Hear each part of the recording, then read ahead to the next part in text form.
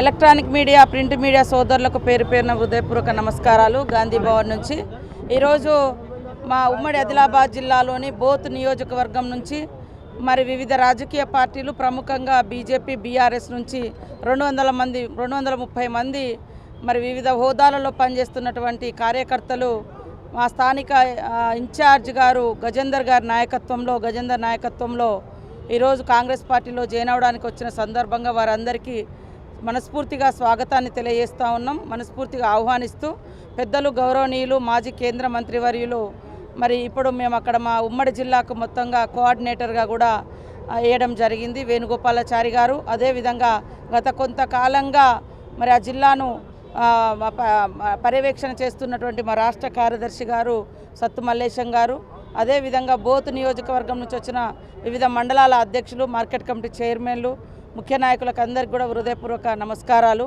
ఈరోజు కాంగ్రెస్ పార్టీ పట్ల ఆకర్షితులై ముఖ్యంగా మరి ఇప్పుడు మనం చేపట్టినటువంటి కులగణన కానీ వర్గీకరణ ఎస్సీ వర్గీకరణ కానీ అదే కాకుండా ఏండ్ల కొద్దీ ఇల్లులు రాకుండా అదేవిధంగా రేషన్ కార్డులు లేక మరి ఆత్మీయ ఇందిరమ్మ భరోసా లాంటి పేదవాళ్ళకి ఏమి చెందక ఇట్లాంటి అనేక సమస్యలను చూసి అవన్నీ కూడా ఈరోజు ఇస్తున్నటువంటి కాంగ్రెస్ పార్టీ పట్ల కాంగ్రెస్ పార్టీ నాయకత్వం పట్ల పరిపాలన పట్ల ఆకర్షితులై కాంగ్రెస్ పార్టీలో జాయిన్ అయినందుకు వారిని ఈ రోజు నుంచి కాంగ్రెస్ పార్టీ కుటుంబ సభ్యులుగా మేము మరి అందరితో సమన్వయం చేసుకొని పనిచేస్తామని తెలియజేస్తూ ఉన్నాం.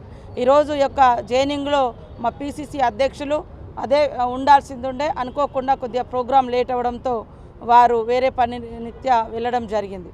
అదే కాకుండా రాష్ట్ర ప్రజలకు కూడా ఒకటి విజ్ఞప్తి చేస్తూ ఉన్నాం.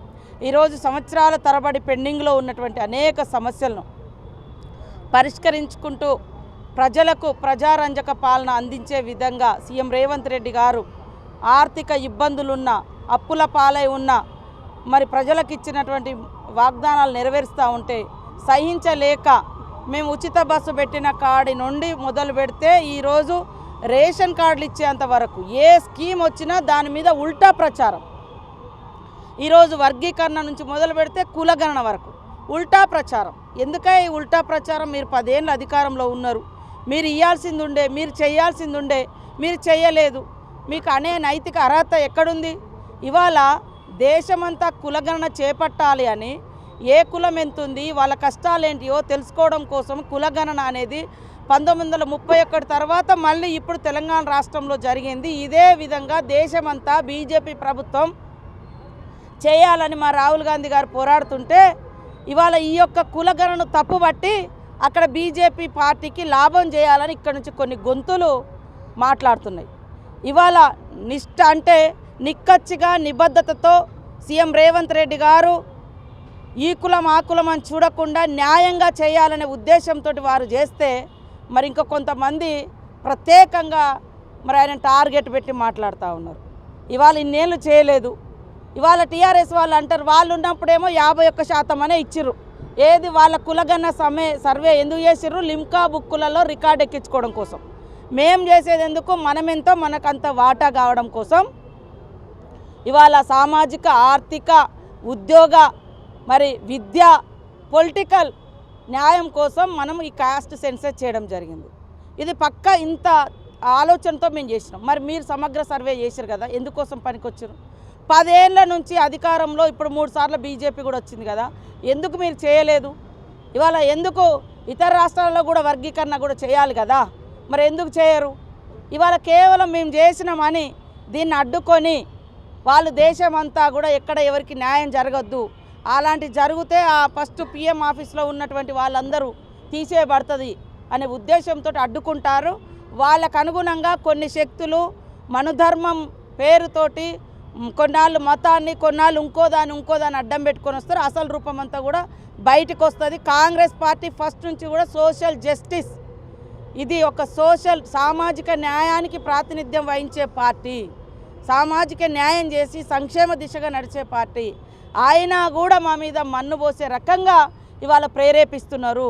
ప్రజలారా ఆలోచించండి. మేము ఉచిత బస్సు పెడితే వ్యతిరేకమే, మేము రైతు రుణమాఫీ 21,000 కోట్లు చేస్తే వాళ్ళు వ్యతిరేకించుడే, ఇవాళ కులగణన చేస్తే వ్యతిరేకం. అంటే మీరున్నప్పుడు 51% అన్నారు, మేము 56.33% ఇచ్చినా కూడా తప్పు అంటున్నాడు. అరే నీ కులగన సర్వే ఎన్లో పెట్టలే, ఏ సైట్లో లేదు, కేవలం కేసీఆర్ ఇంట్లో పెట్టుకున్నాడు. మరి దాన్ని ముంగట పెట్టి నువ్వు అందులో ఇండ్లు ఎందుకు ఇవ్వలేదు, అందులో ఉద్యోగాలు ఎందుకు ఇవ్వలేదు, అది ఎందుకు చేయలేదు? వాళ్ళది ఎట్లున్నదంటే తెలంగాణ ఉద్యమ కాలంలో 1200 మంది చచ్చిపోయినారు అన్నారు అమరవీరులు అన్నారు. ఉద్యమం అయిపోయి తెలంగాణ వచ్చిన తర్వాత ఏమన్నారు? 400 మంది అని చెప్పారు. ఈరోజు వాళ్ళు ఉన్నప్పుడు అట 51% అట, ఇప్పుడు 60% అంటుంటారు. అరే అధికారులు పోయి ఇల్లు సర్వే చేశారు, అక్కడ ఏ తప్పు జరగలేదు. ఇవాళ షమీం అఖ్తర్ అని ఎస్సీ వర్గీకరణ మీద మరి 1 మెన్ కమిషన్ ఇచ్చిన నివేదిక, ఆ జడ్జి ఆయన రిటైర్డ్ జడ్జిగా ఉన్నాడు, ఆయనకు కూడా నిబద్ధత ఉంది. ఈ వర్గం ఆ కులం ఈ కులం ఆయనకి అలాంటి భేషజాలు అలాంటి ఆలోచన లేదు. ఎవరికి ఏం కావాలో వాళ్ళకి చేసిరు. దాన్ని కూడా తప్పు పడతా ఉన్నా. ఇన్నేళ్ళు మీరు చేయలేదు, మేము చేస్తే తప్పు పడుతున్నా అంటే ప్రజలలో మంచి వేవ్ వస్తుంటే తట్టుకోలేక జటిలమైన సమస్యలైనను కూడా మరి ఒక బీసీ బిడ్డ కాకుండా, ఎస్సీ బిడ్డ కాకుండా, ఎస్టీ బిడ్డ కాకుండా ఈ వర్గాల కోసం పరితపించే రేవంత్ రెడ్డి గారిని ప్రత్యేకంగా మరి BJP BRS sponsored leaders target చేసి తిడుతూ ఉన్నారు. ఇది సమాజం అర్థం చేసుకోవాలని నేను కోరుతా ఉన్నాను.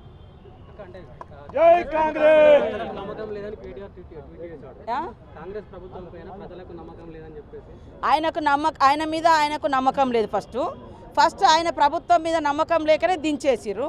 ఇప్పుడు ఆయనకు నమ్మకం లేకుండా పోయింది కేటీఆర్ మీద. అందుకని ఆతృత. నేను ఒక మాట చెప్తా, ఆలోచన లేదు, ఆవేశం ఎక్కువ, ఆలోచన తక్కువ. అది వాళ్ళకి ఆతృత అంతా, అయ్యో మా అధికారం పోయింది, మా ఎస్టేట్ పోయింది, మా ఫామ్ హౌస్లు పోయినాయి, మా ప్రగతి భవన్లు పోయినాయి అనే బాధ తప్ప నిజంగా ప్రజల పట్ల వీళ్ళకి చిత్తశుద్ధి ఉంటే ఈ అన్ని ఇవాళ మేము దరఖాస్తులు తీసుకునేటి అన్నీ నువ్వు పరిష్కరించటోనివి. ఇలా ఎందుకు పరిష్కరించలేదు? ఇవాళ మా మీద వీళ్ళు చేస్తలే, వాళ్ళు మేము ఆల్రెడీ మొదలు పెట్టినాము, చేస్తున్నాము. నువ్వు బస్సు పెడితే క్యాబరెట్ డ్యాన్సులతో పోల్స్తీవి, బస్సులలో వేసుకోవడాన్ని. నువ్వు రుణమాఫీ నువ్వు చేయలేదు. 2 లక్షలు మీ ముఖానికి ఎప్పుడైనా చేసినాం? మేము చేసినాం ఏకకాలంలో. చేస్తే ఇంకా జరగలేదు అన్నది చాలా వరకు వీళ్ళ ప్రభుత్వంలో 2014 తర్వాత 15, 16, 17, 18 దాకా లక్షల మంది పెండింగ్లో పెట్టిపోయారు. అలాంటి వాళ్ళు అందరు కూడా పెండింగ్లో ఉన్నాయి ఇవాళ. అది అసలు కథ. కాబట్టి ఇప్పటికి కూడా మా సీఎం గారు అలాంటి ఏమైతే మనం ఇచ్చిన ఏదైతే 2018 తర్వాత ఇస్తామని మాట ఇచ్చినామో అవన్నీ క్లియర్ చేయాలనే ఆలోచనతో ఉన్నాడు.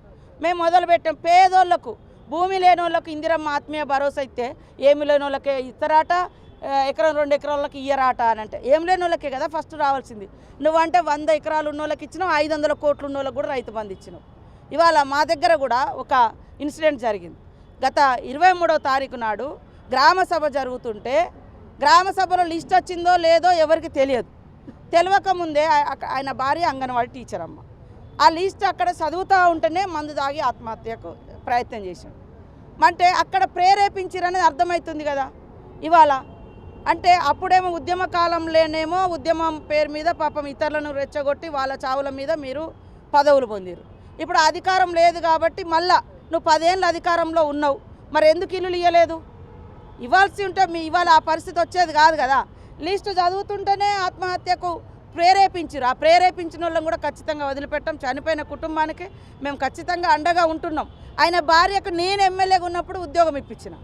ఈ బీఆర్ఎస్ వాళ్ళు 10 ఏళ్ళ అధికారంలో ఉండి ఒక ఇల్లు ఇవ్వలే, ఒక భూములకు పట్టాలు ఇవ్వలే, మరి ఒక ఉద్యోగం అయ్యలే. మేము ఇచ్చినాం. ఇవాళ మా గ్రామ సభలు జరుగుతా అంటే ఇట్లాంటివన్నీ ప్రేరేపించి వాళ్ళ ప్రాణాలు తీసుకొని ఆ చావులతోటి రాజకీయం చేసేటువంటి నీచ బుద్ధి మళ్ళీ దాన్ని ట్విట్టర్లలో పెట్టి దేశమంతా అరే నాయన గ్రామ సభ అవుతుంది, ఇవాళ కాకుండా రేపిస్తాం, మాకు 4 ఏళ్ళ టైం ఉంది.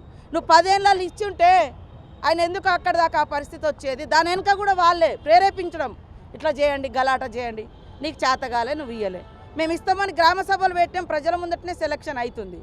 ఇలాంటివి కూడా నీచమైన రాజకీయాలు మానుకోండి. రైతు భరోసా కూడా మేము వేస్తున్నాము. నిన్నటి నుంచి మొన్న కొన్ని పడ్డాయి, నిన్నటి నుంచి వేస్తున్నాము. వాళ్ళు వస్తలేదు ప్రత్యేకంగా కొన్ని యూట్యూబ్ ఛానళ్ళను పెట్టుకొని అబద్ధం అనేది కొంతకాలం పోతే కానీ అంతకాలం అందరినీ ఎప్పుడు మోసం చేయలేరు. వాస్తవాలు ప్రాక్టికల్గా పబ్లిక్ అర్థమవుతుంది. మేము చిత్తశుద్ధితో పనిచేస్తూ ఉన్నాం. మీకు అధికారం పోయినంత మాత్రాన అక్కసినంతా ఇతరుల సమస్యలను అడ్డం పెట్టుకొని ఆ సమస్యలకు కారణం మీరేనయ్యా. మీరు 10 ఏళ్లలో పరిష్కరించుంటే ఆ సమస్యలు ఇంతగానం జట్లంగా ఎందుకుండు? రైతులకు 30,000 కోట్ల అప్పులు ఎందుకవు? ఇవాళ ఇన్ని లక్షల మంది ఇల్లు లేక ఎందుకు ఇబ్బంది పడుతురు? పిల్లలకు 5వ తరగతి 6వ తరగతి అయ్యే పరిస్థితి వచ్చినాక కూడా నువ్వు రేషన్ కార్డు ఇవ్వలేని పరిస్థితి. ఇవాళ అట్లాంటి వాళ్ళు ఇవాళ లక్షల మంది వచ్చారు, వాళ్ళందరికీ మేము చేస్తున్నాం. ఎగబడుతున్నాడు 10 ఏళ్ళు మీరు నిద్రపోయిర్రు. మేమేమో వర్క్ బిజీలు ఉన్నాము, మీరేమో వాగుడు బిజీలో ఉన్నారు, అబద్ధాల బిజీలు ఉన్నారు. అది మానుకోండి, పబ్లిక్తో కలిసి పనిచేయండి, బాగుంటుంది. కానీ సెంటిమెంట్ల కోసము లేదా ప్రచారం కోసము ఇతరుల యొక్క భావోద్వేగాలు రెచ్చగొట్టి వాళ్ళ చావులకు కారణమయ్యి మళ్ళీ దాన్ని రాజకీయం చేయడం అనేది ఇంతకంటే నిస్సిగ్గు ఇంకొకటి లేదు.